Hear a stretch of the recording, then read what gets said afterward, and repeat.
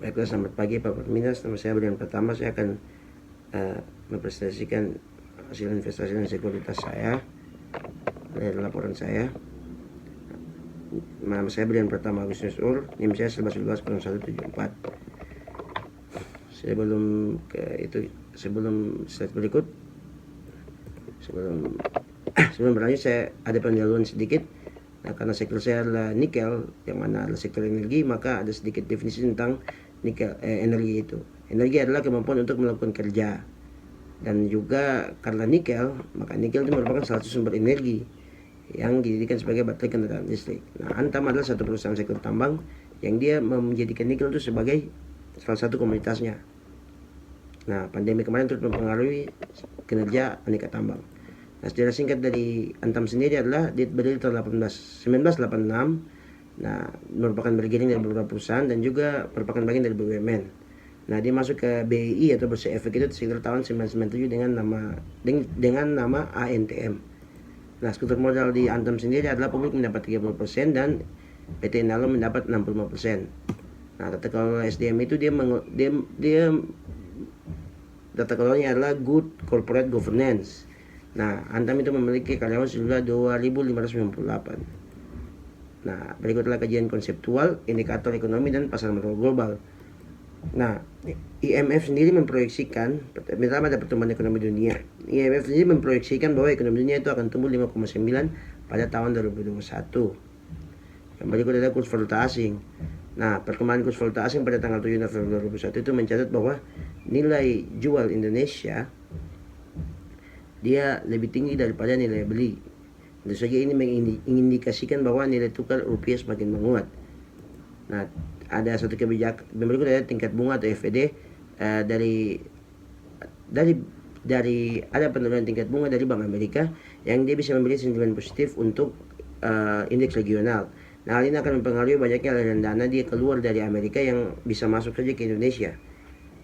Yang berikut adalah harga komoditas. Nah, nikel karena dia adalah salah satu komoditas yang berpengaruh di pasar global, tentu saja dia memiliki peran, Indonesia juga dia memiliki peran signifikan dalam pasar nikel dunia. 27% nikel dunia itu dimiliki oleh Indonesia, sehingga harga nikel walaupun dia cyclical tapi harganya tetap dia bisa tinggi. Nah, investasi asing dan pasar modal, FDI dan pasar modal. Nah, pelarangan ekspor nikel yang kemarin dilakukan Indonesia tentu bisa berpotensi untuk membuat investor asing untuk bisa masuk ke dalam negara ini untuk bisa mengelola nikel. Nah, apalagi sektor industri itu dia tentu industri tambang sendiri dia akan sangat terpengaruh sekali. Nah, tentu saja dengan mengelola nikel dalam negeri sendiri akan berpengaruh sehingga menaikkan harga nikel yang telah dikelola hingga bernilai tambah nanti ketika diekspor keluar. Yang berikut adalah kajian konseptual indikator makroekonomi dan pasar modal. Nah, dalam PDB sendiri, ekonomi nasional itu tumbuh pada kuartal ketiga tahun ini dengan 3,51%. Nah, dia terbanding yang 2020 yang minus 3,49. Yang berikut ada tingkat bunga. Nah, suku bunga Indonesia itu berada pada angka 3,50. Tentu ini masih positif. Karena tingkat bunga kita baik, tentu saja akan membuat investor untuk giat masuk ke Indonesia, untuk bisa masuk dan ingin masuk ke Indonesia.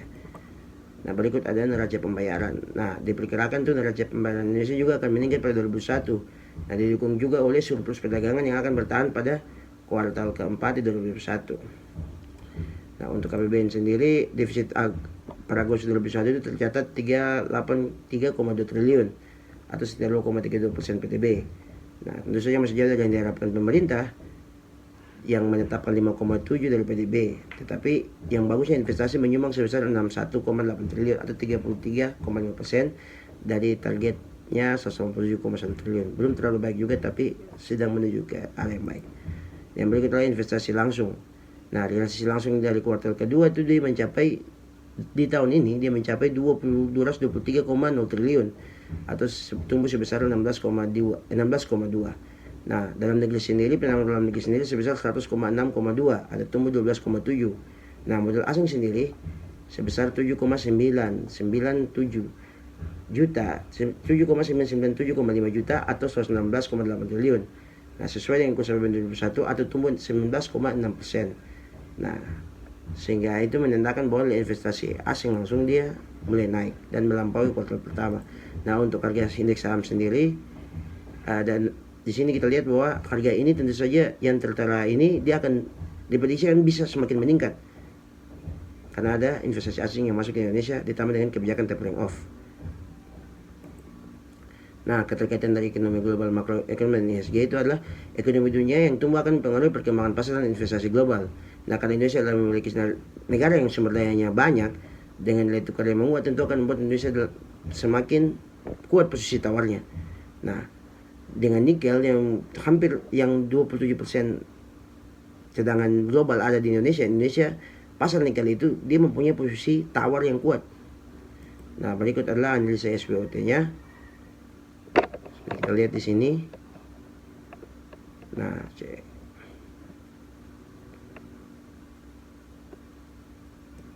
selanjutnya adalah siklus bisnis.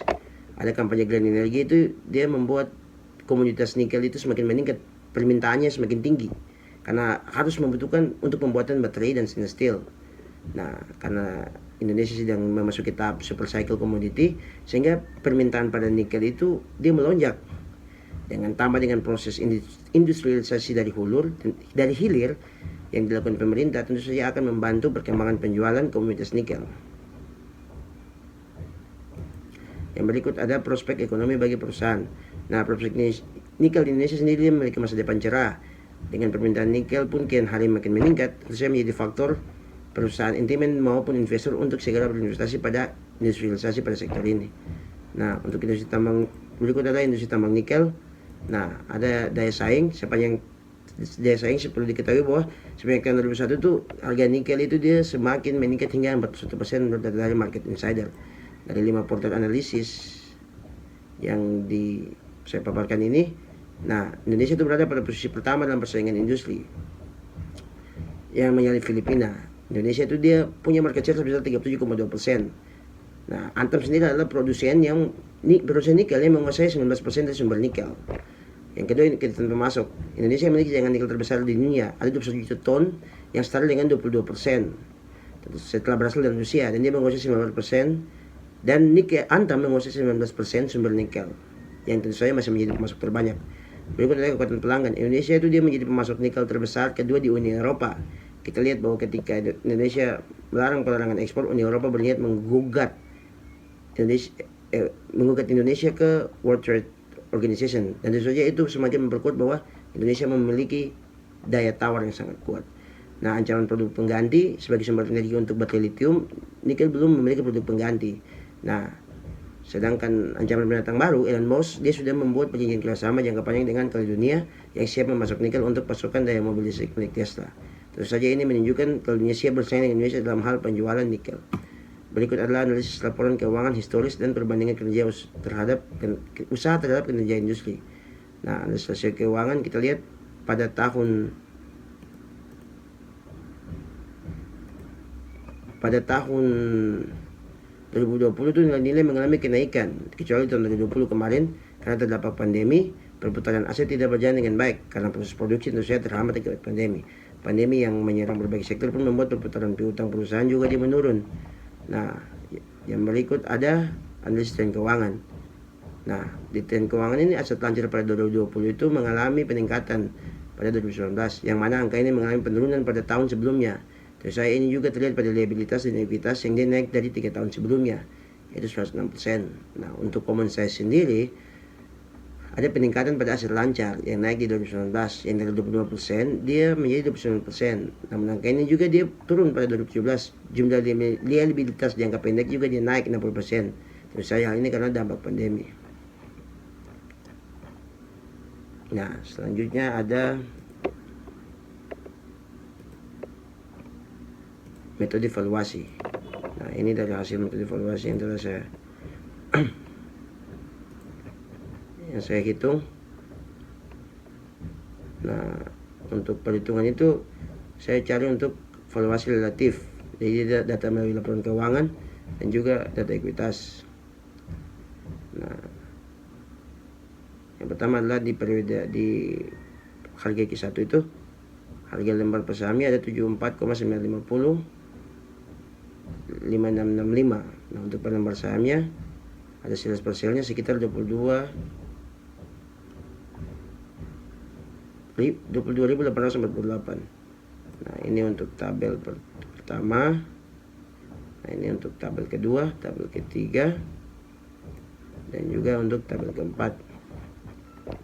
Nah, tentu saja dari penghitungan tadi pengembangan investasi itu akan kembali kepada investor. Dari hasil perhitungan ini dapat kita simpulkan bahwa nilai saham Antam itu berada pada kondisi overvalued. Jadi akan kembalikan lagi kepada investor. Nah, kesimpulannya apa?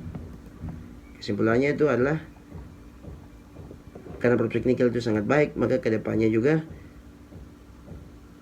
nikel penjualannya akan semakin meningkat maju. Nah, tentu saja kedepannya investasi pada Antam akan prospektif sekali. Nah, tentu nanti juga untuk membeli juga membutuhkan ketelitian dari para investor juga. Nah, terima kasih. Sekian adalah presentasi dari saya. Mohon maaf kalau ada kekurangan. Tuhan Yesus berkati.